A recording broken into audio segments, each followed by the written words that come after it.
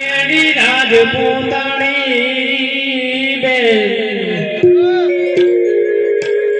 તારા ને સ્વર્ગની ગાદી મારાની હાવ ભરવાની તારા ને સ્વર્ગની ગાદી મારાને હાવ ભરવાની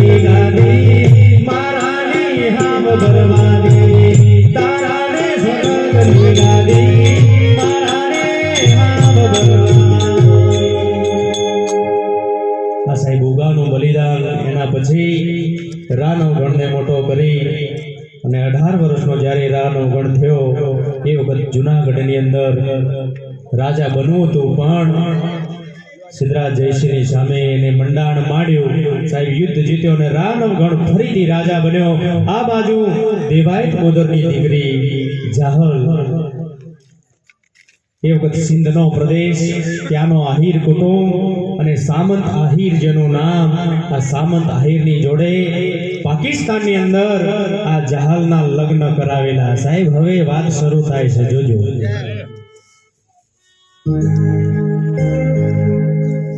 એ વખત પાકિસ્તાનની અંદર હમીર સુમરો સાહેબ એનું રાજ તપે એની જોડે ભગવતી ભેડિયા વાળી 9 લાખ લોબડિયાળી માં સિકોતર એની ફેરી વાતો કરે સાહેબ અમીર સુમરાની જોડે અને પઠો પી બંને શક્તિની જોડે આ બંને દેવ સાહેબ સમય વીત્યો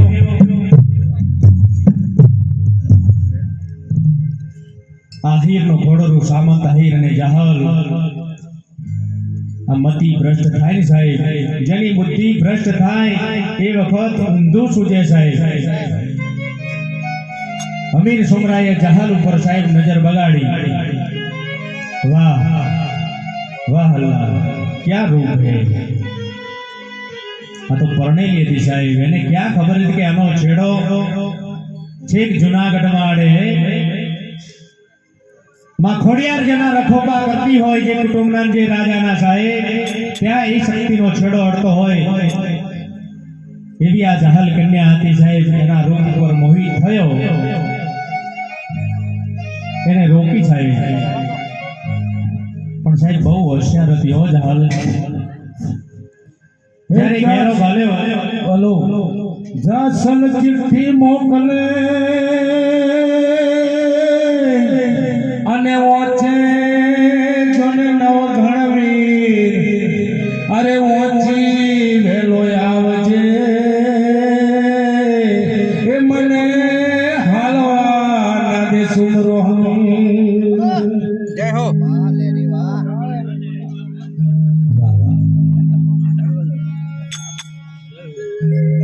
હમીર સુમરાએ ઘેરો ગાલ્યો સાહેબ કે મારે તારી સાથે લગ્ન કરવા છે. સુંદર જવાબ આપ્યો. હા હા કે ગજબ થઈ ગયો. હમીર સુમરો મારા ઉપર મોહિત તો થયો છે. હે માં ભગવતી 9 લાખ લોગડિયાળી કંઈક સુજાડ, અને એને સુજાડ્યું સાહેબ કે હું તમારી સાથે લગ્ન કરવા પરણવા તો તૈયાર છું. હું પણ ખુશ છું, પણ મારે એક વ્રત ચાલુ છે તે 6 મહિના સુધી પૂરું થાય એમ નથી. 6 મહિના પછી મારું વ્રત પૂરું થાય પછી આપણે બંને જણા ખુશીથી લગ્ન કરીશું. સાહેબ આને કારાવાસમાં પૂરી દીધી, કોટડીમાં પૂરી દીધી કે ઓહો 6 મહિના જતા કેટલી વાર લાગે, કશો વાંધો નહીં,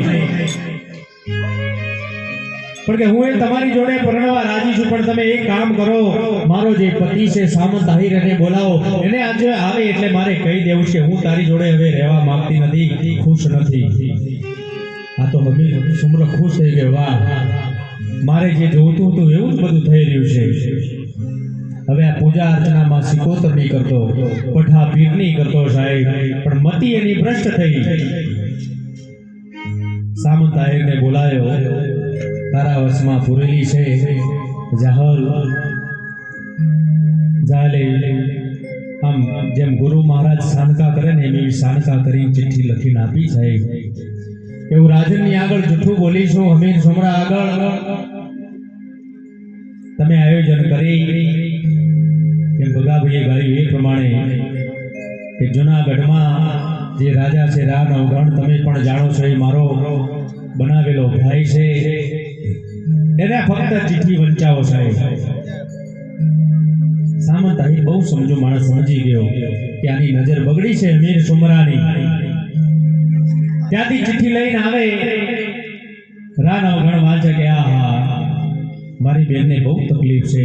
ટૂંકમાં વાત કરીએ, ત્યાંથી દળકટક તૈયાર થાય, ઘોડે સવાર થઈ અને જુનાગઢમાંથી આ રા નવઘણ ઘોડે સવાર થઈ સૈન્ય લઈને નીકળે સાહેબ. વચ્ચે સિંધુ નદી આવે.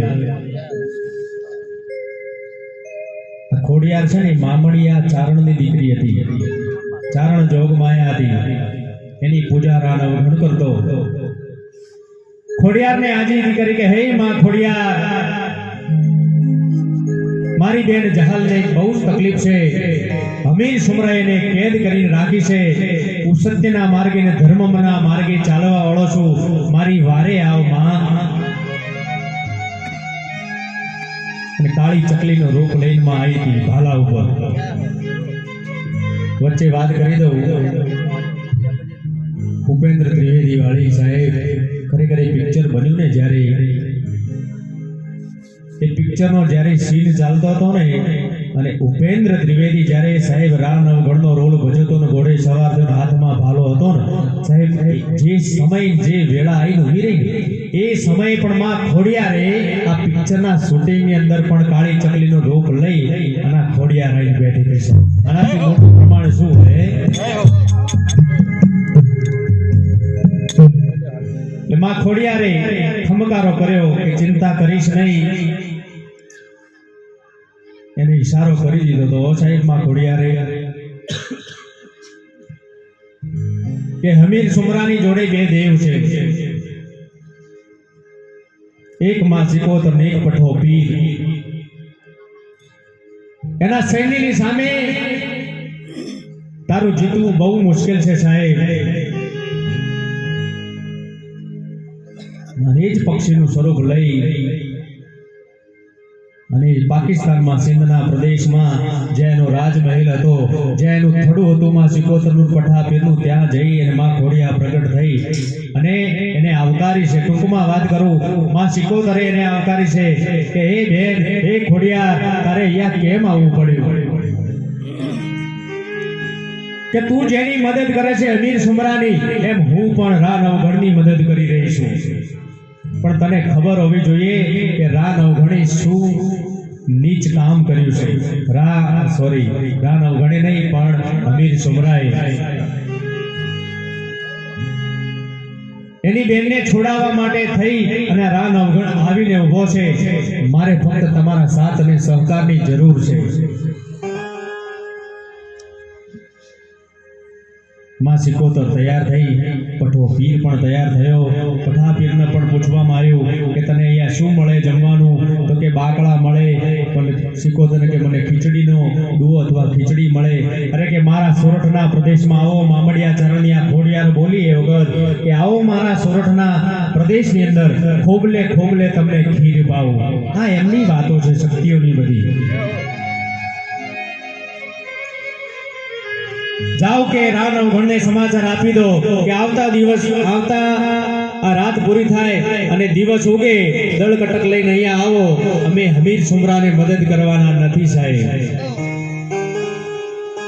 અને માં એ પ્રમાણ આપ્યું છે. માં ખોડિયારે આવી રા નવઘણને ચેતવ્યો છે સાહેબ અહીંયા આ બાજુ. અને આયા પછી આ રા નવઘણે કીધું આનું પ્રમાણ શું? આ તો સિંધુ નદી છે.